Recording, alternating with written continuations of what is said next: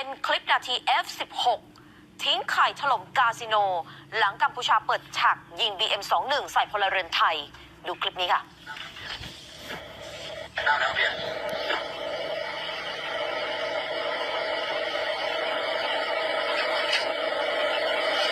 นี่คือยิง F16 นะคะ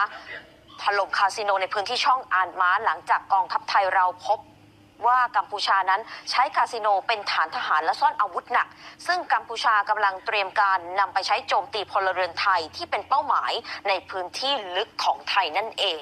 นี่คือภาพเหตุการณ์ที่มีการเปิดเผยออกมาทางโซเชียลและคลิปนี้นำมาจากเพจ Army Military Force ค่ะเป็นคลิปนาที F16